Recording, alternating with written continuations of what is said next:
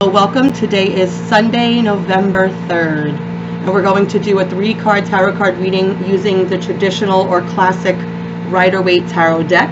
I do read the cards as forward-facing or reversals, just depending on how the cards come up. So the first card that I pulled this evening is the Four of Pentacles. The Four of Pentacles is about being very stable with your finances, but also recognizing that you have a strong foundation, but that it's important that you kind of hold on to a nest egg, that there's a lot of potential for building upon your finances and a lot of potential for growth, but that the most important thing to you is not about like achieving something where you have it all for yourself and you're not willing to share. It seems like the more important part with your finances is having enough that you can help other people. And it's really not about being greedy in this moment. It's about being successful enough where you can have something for yourself and then have something to help other people with. We see in the image of this card that the foundation is quite strong. Maybe this person has worked really hard, whether it's you or someone you know, has worked really, really hard to get here where you are specifically. And then, you know, almost like taking the experience of what you have so far as growth, and then using your smarts and your know-how and your knowledge to build upon that, but just step by step, and also protecting yourself so that other people aren't coming after you for the wrong reasons. So maybe you have people in your family that are constantly looking to borrow money from you, or you have people around you that are trying to take something that's not theirs. So it's a matter of like just protecting yourself at this time and making sure that if you are the type of person that likes to help other people, that you are helping the right people and not people that are going to be taking advantage of you. And then also being really conscious about what you're spending your money on, that you're not just living frivolously and out of your element. But it does make me feel like there's a lot of stability around your finances. And the second card that we pulled is actually one of my favorites. The card is in reverse. It's card number 2 in the Major Arcana. It's the High Priestess. The High Priestess is about being in a space where you are kind of morphing from one aspect or one version of yourself into another version of yourself. What we know about the High Priestess is that she or he is someone who is on a journey, and not necessarily at a crossroads, but is at a space where you're recognizing that there's something more than what is around you now. There's something more than how you've been operating and maneuvering. Maybe there's a thirst or an excitability around you where you're feeling like there's a change that needs to be made.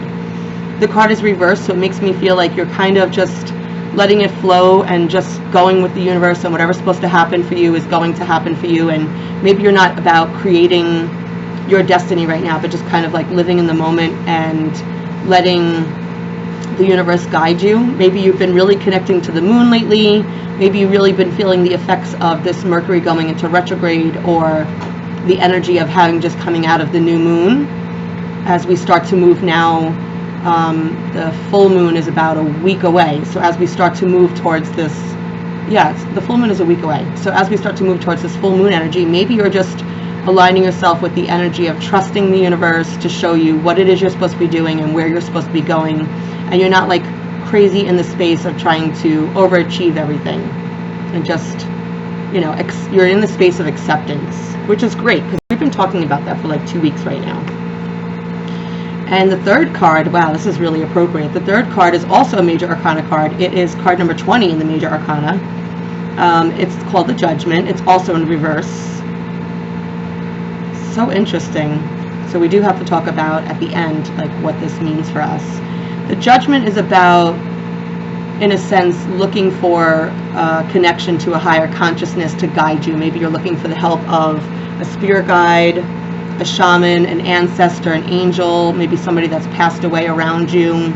You're asking to be divinely guided at this time. You're surrendering and waiting for someone to show you the way, just trusting and accepting The card is reversed, so that might be difficult for you right now to just be in the space of a role that you're not typically in. Maybe you're typically a person who likes to be in control and now you're letting it go with the flow, or vice versa.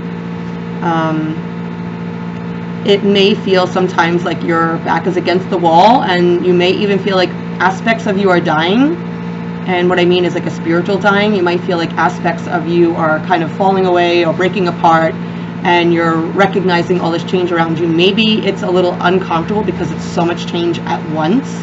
And usually most of us don't really handle a lot of change very well when it's just being thrown towards us so fast. So maybe this is something that's, new to you, where you're just surrendering and asking the angels or whatever you celebrate as your God to show you the way, so that you're not out of control. Because if you can't control it, you probably feel out of control. So at least you know this way. If you're tapping into a sense of spirituality and a connection to your spirituality, you might feel a little bit more connected. I know I've been speaking to a couple of people since I've been here in California, and they were saying that they felt a little disconnected. Some people were saying they felt disconnected from their crystals. Some people were saying they felt disconnected from like the energy of the moon, because Mercury went into retrograde. But people have been saying that they've been feeling a little disconnected. I have not been feeling that way. I think it's probably because I use the opportunity to be at the beach to kind of ground myself, whether it be being by the water or hiking. For me, being a spiritual person, I feel like that's very grounding for me. So collectively, these three cards coming together could have a lot to do with change emotionally and spiritually. You may even be noticing change physically in your body. Sometimes when we're going through this like evolution of change, where we're shedding versions of ourselves or accepting the shadow parts of ourselves, we even start to physically change. People might say, you look different, your skin looks different, your face looks different. I know for me, having gone through such an emotional change and a spiritual change, the physical change came with it, where people have been saying to me like, I'm noticing this or I'm noticing that. So it seems that maybe, because these two major arcana cards came up and they're both reversed, it seems that maybe the only thing that you feel like you might be able to control is the fact that you get up and go to work every day. For most of us, we have an obligation to show up to work and, use that money to put food on the table for our loved ones. So you might be feeling like that's the only thing that you have control over right now, the control to be able to go and be responsible. For many of us, when we're feeling like there is so much change, we need some sort of structure. So maybe getting up and going to work every day is the only structure you have right now. I would say if that is what makes you feel safe, and it makes you feel like, in a sense, that is giving you some sense of belonging because you do well with responsibility and structure, then use that to your advantage. Take advantage of only needing structure in the workplace, and then finding a balance to surrendering what it is that you need to change emotionally and spiritually in your life. And then you could even start to work on yourself on a more physical level. So the first card we pulled is the Four of Pentacles in forward facing. The second card we pulled is the High Priestess in reverse. And the third card is the Judgment card in reverse. So as far as like the meaning of this, just in the way of the tarot, as like a tarot reader, not reading it intuitively, I would say that you are at a crossroads aside from your career, and there's a lot of discomfort there because you weren't expecting there to be this change right now, this like evolution that's going on around you. You are probably faced with this version of yourself that you've not seen either ever or in a long time. We always feel when there's a change going on around us that if we're not comfortable with it, that in a sense we need to fight it because it makes us feel like we're out of control. I would say you're going to gain more insight and wisdom if you try to not fight it and just go with it. Especially because the High Priestess came up with the Judgment card. Those are two major arcana cards that come up side by side. And there's such a strong balance in that, because the High Priestess, in a sense, is almost like if like, for an example, if I had to use an example, it would almost be like facing yourself with organized religion and recognizing that there is a sense of spirituality around you. And then the Judgment card would be like surrendering to a higher power, because you feel like you're at this space in yourself where you're like dying.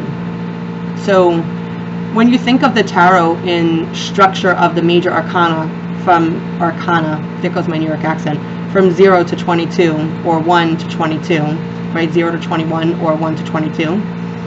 You think about taking on a role. Say you're the same person and you went through 22 aspects of yourself. You start out as the Fool and the Magician, and you make your way to the High Priestess, and you make your way through the entire major arcana deck. And when you get to the very end, you are in a sense of metamorphosis, because you started out as the Fool, and then you go through like the Judgment, right? So you go through different aspects of yourself, and like part of you are dying, like part of you is dying away. And then at the very end, you wind up as the Fool again, because you've shed this entire version of yourself.